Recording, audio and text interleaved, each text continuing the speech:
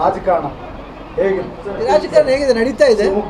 ಶಿವಮೊಗ್ಗ ಹೋಗ್ಬೇಕು, ಹೋಗಿ ಗೆಲ್ಸ್ಕೊಂಬರ್ಬೇಕು. ಮನೇನು ಮಾಡಿದ್ದಾಯ್ತು ಸರ್ ಶಿವಮೊಗ್ಗದಲ್ಲಿ. ಶಿವಮೊಗ್ಗದಲ್ಲಿ ಮನೇನು ಮಾಡಿದ್ದಾಯ್ತು. ಆಯ್ತು, ನಡೀತಾ ಇದೆ ಅಮ್ಮ. ನಿರೀಕ್ಷೆ ಹೇಗಿದೆ ಸರ್? ಎಷ್ಟು ಬಹುಮತದಿಂದ ಗೆಲ್ತೀರಿ? ಏನು ಸರ್? ನಾವು ಎಷ್ಟು ಬಹುಮತದಿಂದ ಗೆಲ್ತೀವಿ ಅಂತ ಒಂದು ಗ್ಯಾರಂಟಿ. ಸರ್ ಈಗ ಮೋದಿ ಮುಖ ಇಟ್ಕೊಂಡು ಬಿಜೆಪಿ ಹೋಗ್ತಿದ್ದಾರೆ, ಅದೇ ಮೋದಿ ಇಟ್ಕೊಂಡು ನೀವು ಎಲೆಕ್ಷನ್ ಎದುರಿಸಬೇಕಾಗಿದೆ ಅಮ್ಮ. ಮೋದಿ ಮುಖ ಇಟ್ಕೊಂಡು ತಾವು ಎಲೆಕ್ಷನ್ ಎದುರಿಸಬೇಕಾಗಿದೆ ಸರ್. ಮೋದಿ ಇಟ್ಕೊಂಡು ಎಲೆಕ್ಷನ್ ಎದುರಿಸಬೇಕಾಗಿದೆ. ಇಲ್ಲಿ ಏನು ಗೊತ್ತಮ್ಮ, ಭರವಸೆ ಮುಖ್ಯ. ನಾವೇನು ಮಾಡ್ತೀವಿ ಅನ್ನೋದು ಆ ಭರವಸೆ ಮುಖ್ಯ. ಜನಗಳಿಗೆ ನಮ್ಮ ಭರವಸೆನ ಹೆಂಗೆ ಕೊಡ್ತೀವಿ ಅನ್ನೋದು ಮುಖ್ಯ. ಈಗ ಮುಖ ಅನ್ನೋದಕ್ಕಿಂತ ಏನು ಗೊತ್ತಾ, ಭರವಸೆ, ನಂಬಿಕೆ, ಟ್ರಸ್ಟ್ ಮೈನ್.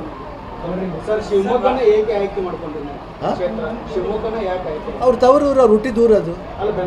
ಇಲ್ಲ ಅವ್ರ ತವರೂರೇ ಅದು. ನಾ ಹೇಳ್ತೀನಿ ಅದಲ್ಲ, ಅವ್ರು ಹುಟ್ಟಿದ ಊರು ಅದು. ಅವ್ರೇನು ಇಲ್ಲಿ ಫಸ್ಟ್ ಟೈಮ್ ಹೋಗ್ತಿಲ್ಲ, ಶಿವಮೊಗ್ಗಲ್ಲೇ ಹುಟ್ಟಿ ಶಿವಮೊಗ್ಗಲ್ಲೇ ಓದಿರೋರು. ಅಮ್ಮ ಹಿಂದೂ ಒಂದು ಪರಾಭವಗೊಂಡಿದೆ ಸರ್, ಅದನ್ನೆಲ್ಲ ಯಾವ ರೀತಿ ಸರಿ ಮಾಡ್ಕೊಂಡು ಸೋಲಾಗಿತ್ತು ಸರ್. ಅದೇ ಅದೆಲ್ಲ ಪ್ಲಾನ್ ಮಾಡ್ತಾ ಇದ್ದಾರೆ. ಯಾವ ರೀತಿ ಮಾಡ್ಬೇಕಾದ್ರೆ ಪ್ಲಾನ್ ಮಾಡ್ತಾ ಇದ್ದಾರೆ. ಅದಕ್ಕೆ ನಮ್ಮ ಬೆಂಬಲ ಇದೆ, ಸಪೋರ್ಟ್ ಇದೆ ಸರ್. ಕಾಂಗ್ರೆಸ್ಸಿನ ಸ್ಟಾರ್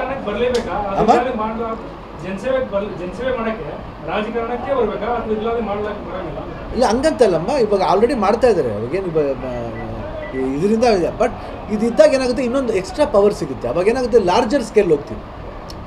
ಒಂದು ಇದಕ್ಕೆ ಮಾತ್ರ ಸೀಮಿತವಾಗಲ್ಲ, ಪ್ರತಿಯೊಂದು ಪಬ್ಲಿಕ್ ಫುಲ್ಲಾಗಿ ಸೀಮಿತವಾಗ್ತೀವಿ. ಅದಕ್ಕೋಸ್ಕರ ಅಷ್ಟೇ.